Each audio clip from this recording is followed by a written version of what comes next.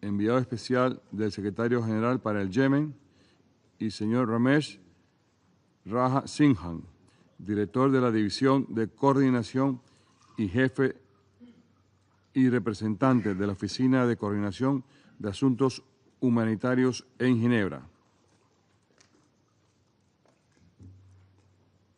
Así queda acordado.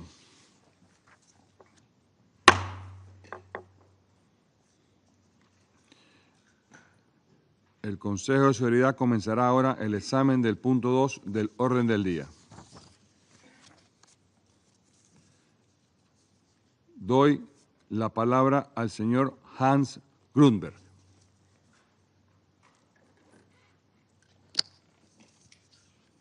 Gracias, señor ministro, señor presidente. Mr. President, the regional turmoil continues to erode prospects for peace and stability in Yemen, where the situation remains deeply fragile. There is an urgent need for proactive and pragmatic measures that can pave the way for peace in Yemen. We must remain steadfast in our shared efforts to propel Yemen toward a future where the country is at peace with itself and with the region. Last month, when I briefed this council, I outlined 3 priorities to lay the groundwork for lasting solutions to Yemen. The first was supporting de-escalation on the front lines and working with the parties on the tenets of a ceasefire. While the front lines have mostly seen stable levels of hostility, on the 25th of July, we saw a significant assault on the Aleb front in Sada Governorate, resulting in high numbers of fatalities and injuries on both sides. We also see Ansar Allah fortifying its positions, including around Hodeidah city. These developments are concerning and highlight the need for active de-escalation and security dialogue between the parties. Last week, my office concluded the latest series of meetings with government of Yemen and regional security actors under the auspices of the UN-facilitated Military Coordination Committee. The work of the MCC is crucial to de-escalation along the front lines and preparations to implement and manage a future ceasefire.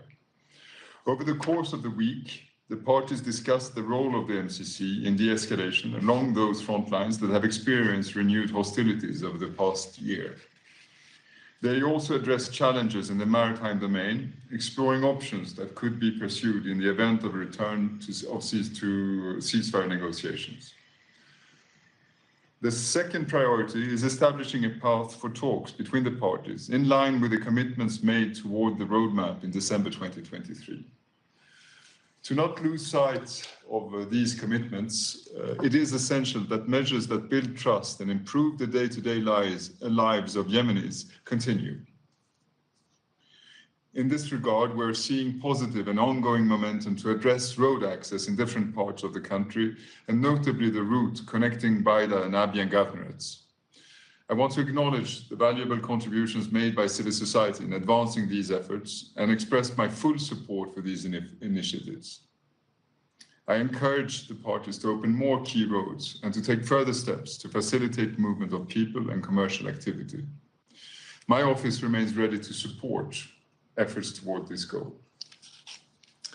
Mr. President, the parties can also make progress toward broader political talks by finding solutions and compromises that enable the effective functioning of Yemen's economy to deliver goods and services for all. In recent discussions with government officials, business representatives, and civil society in Aden, my office continued to push for dialogue to address the root causes of Yemen's economic issues. Further economic escalation and fragmentation is in no one's interest. It is crippling Yemeni households and has a stranglehold over Yemen's private sector.